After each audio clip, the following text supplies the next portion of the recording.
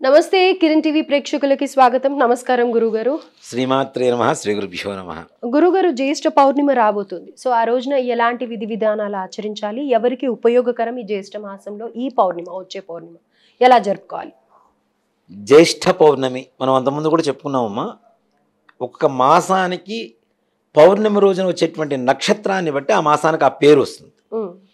ఈ జ్యేష్ఠ మాసంలో జ్యేష్ఠ నక్షత్రం జ్యేష్ఠ శుద్ధ పౌర్ణమికి వస్తుంది కాబట్టి దీన్ని జ్యేష్ఠ మాసం అంటారు. జ్యేష్ఠము అంటే ఏంటి?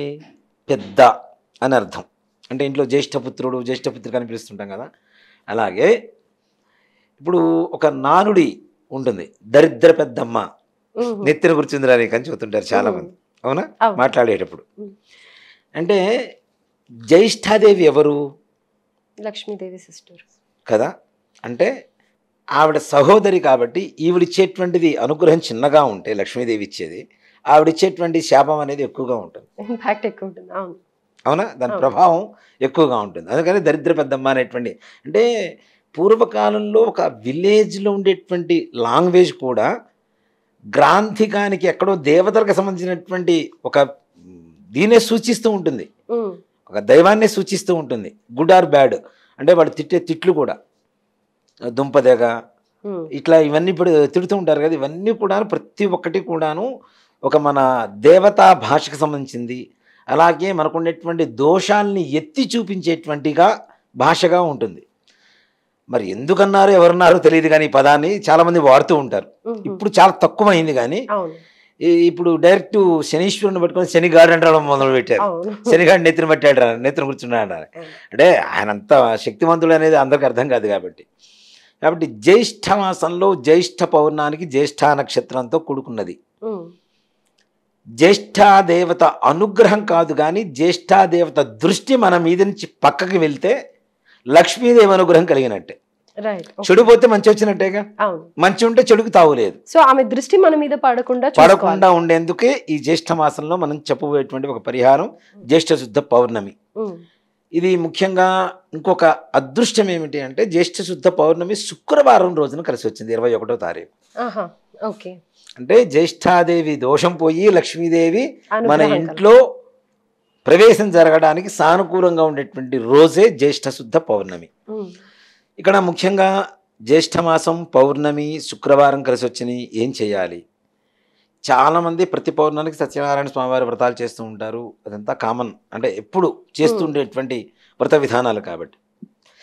కానీ జ్యేష్ఠ మాసంలో పౌర్ణమి రోజున శుక్రవారం 21వ తారీఖు వస్తున్నది కాబట్టి ఉదయం 6:29 సూర్యోదయంతో పాటుగానే ఈ పౌర్ణమి ప్రారంభమవుతుంది. మనకి శనివారం పొద్దున 6:20 వరకు మాత్రమే ఉన్నది కాబట్టి ఆ రోజుకి మనం లెక్క వేసుకోవడానికి అవకాశం లేదు, సూర్యోదయానికి లేదు.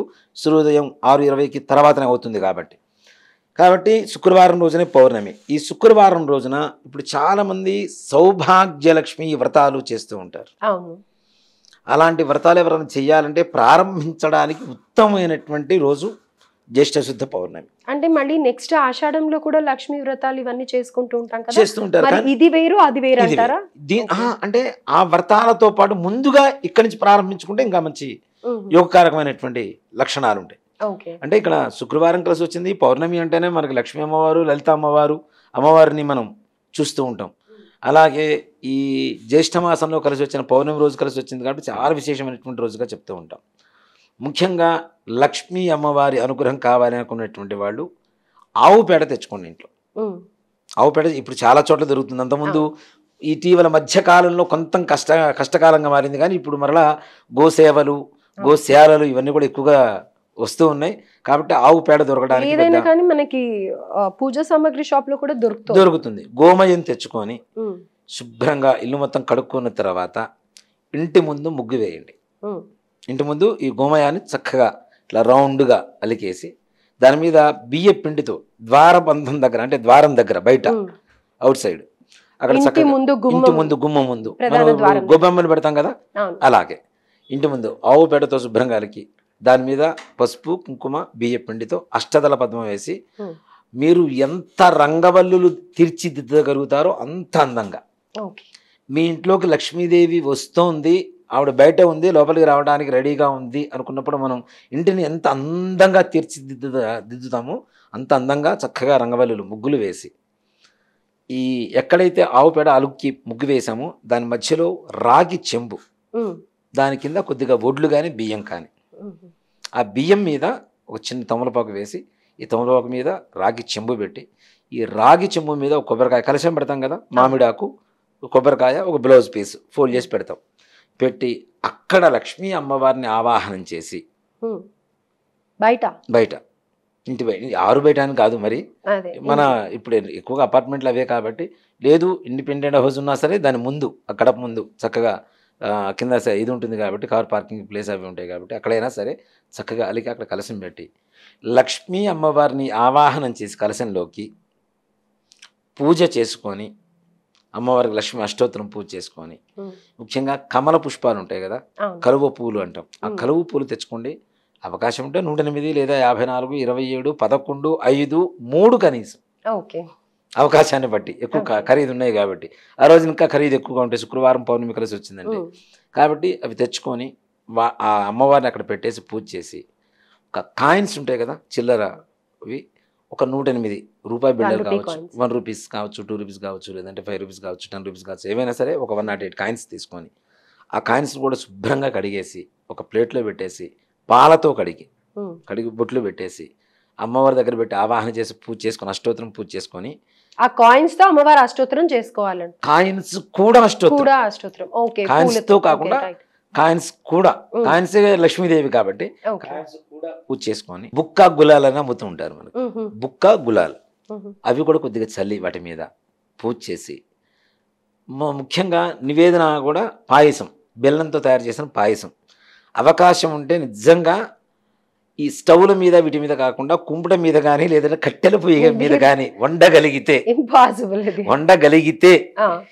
వాటి మీద చేస్తే ఇంకా మంచిది.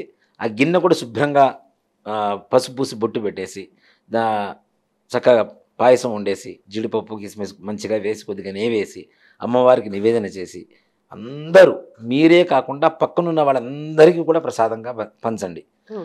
అమ్మవారి అలా పూజ చేసి ఈ కలశాన్ని తీసుకొని వెళ్ళి ఆ రోజు దాదాపు అట్లానే ఉండాలి. ఎందుకంటే శుక్రవారం మనం కలశాన్ని బయటే ఉండాలి, దాన్ని సంరక్షించుకుంటూ ఉండాలి. ఈ కుక్కలు ఇట్లాంటివి ఏవి రాకుండా వాటిని పాడు చేయకుండా సంరక్షించుకుంటూ ఉండాలి. దీపారాధన పెట్టి, దీపాలకి చిన్న ఏదైనా మనం ప్రొటెక్షన్ లాంటిది, ఈ లాంతర్కి ఉండేటువంటి గ్లాసులు లాంటివి పెట్టేస్తే ఉండిపోతే, దీపారాధన పెట్టి మరలా ప్రదోష కాలంలో కూడా అమ్మవారికి పూజ చేసి దీపారాధన చేసుకొని ఆ కలశం తీసుకెళ్ళి దేవుడు గూట్లో పెట్టుకోండి.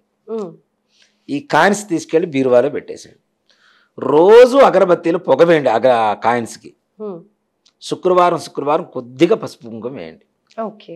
ఇవి ఇలా చేస్తూ ఉంటే, అంటే జ్యేష్ఠ శుద్ధ పౌర్ణానికి ప్రారంభించి అక్కడి నుంచి ప్రతిరోజు చేస్తూ ఉంటే, ఆ కాయిన్స్ కానీ ఆ కలశానికి కానీ పూజ చేస్తూ ఉంటే, లక్ష్మీదేవి కలశంలో ఆవాహనమైంది, ఇంట్లోకి తీసుకొచ్చి పెట్టుకున్నాం, డబ్బుల్లో ఆవాహనమైంది, ఆ డబ్బులు తీసుకెళ్లి బీరువాలో జాగ్రత్తగా దాచిపెట్టుకున్నాం. లక్ష్మీదేవి మన ఇంట్లో కాకుండా ఎవరింటికి పోతుంది? అంటే ఇంకా కదిలించడం అలాంటివన్నీ లేవు ఎక్కడ కూడా. లక్ష్మీదేవికి ఉద్వాసన లేదు, ఆవాహనం తప్పితే లక్ష్మీదేవి మనం బయట పంపించాం కదా. మంత్రపూర్వకంగా ఉద్వాసన అనేది ఎక్కడా లేదు. కాబట్టి మరుసటి రోజు పొద్దున స్నానం చేసి యథావిధిగా మరలా కలశాన్ని తీసుకొచ్చుకొని కొద్దిగా దీపారాధన చేసి అవసర నైవేద్యం పెట్టేసి, బెల్లమో పంచదారో నైవేద్యం పెట్టి ఆ కలశం తీసుకొచ్చి ఇంట్లో పెట్టుకోండి. ఆ కలశం ఎన్ని రోజులు ఉంచాలంటారు? అవకాశం ఉన్నన్ని రోజులు ఉంచుకోండి. మరలా శ్రావణ మాసం రానే వస్తుంది. శ్రావణ మాసంలో మళ్ళీ కలశాలు పెట్టి పూజ చేసుకుంటారు. అదే కలశం యూజ్ చేయొచ్చు అమ్మవారి రూపు పెట్టడానికి, మళ్ళీ అది అట్లానే కంటిన్యూ చేసుకోవచ్చు. అది కేవలం ఆ చెంబుని మీరు కలశం తీసేసిన తర్వాత కూడా, కొబ్బరికాయ పాడైపోతుంది, ఇవన్నీ పాడైపోతున్నాయని చెప్పి తీసేసిన తర్వాత కూడా ఆ చెంబును కేవలం ఆ దేవతా పూజలకు మాత్రమే వాడండి. ఇతర వ్యవహారాలకి వాడొద్దు. కొంతమంది కాపర్ చెంబులో నీళ్లు పోసేసుకొని తాగడానికి ఇలాంటివి చేస్తున్నారు, అలాంటి వాటికి వాడకుండా కేవలం దేవతా పూజకే వాడుతూ ఉండండి. మరలా ఎప్పుడు లక్ష్మీదేవి కలశం కావాలన్నా సరే ఆ కలశాన్నే పెట్టుకుంటూ ఉండండి.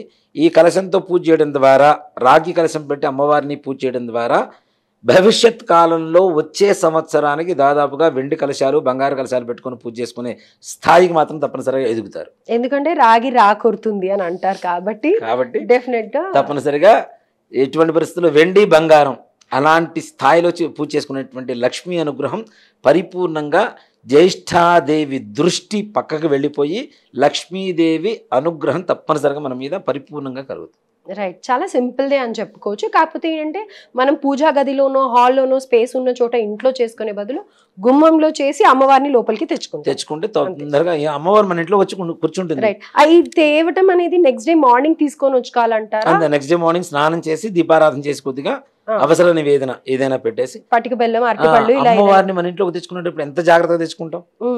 అవునా, కాళ్ళు ఒక చంటి పాపం తెచ్చుకునేటప్పుడు కూడా ఎలా తెచ్చుకుంటాం అంతే. అంటే జాగ్రత్తగా చూసుకొని తెచ్చుకోండి. తప్పనిసరిగా జాగ్రత్తగా మీ ఇంట్లో ఉంటుంది, జాగ్రత్తగా మిమ్మల్ని చూసుకుంటుంది లక్ష్మీదేవి. సో ఇప్పటి వరకు ఎంతో మంది మా ఇంట్లో స్థిర లక్ష్మి నివాసం ఉండాలి ఎలా ఎలా అని అడుగుతున్నారు కాబట్టి వాళ్ళందరికీ కూడా ఈ మాసంలో ఒక అద్భుతమైన రెమెడీ అన్నమాట.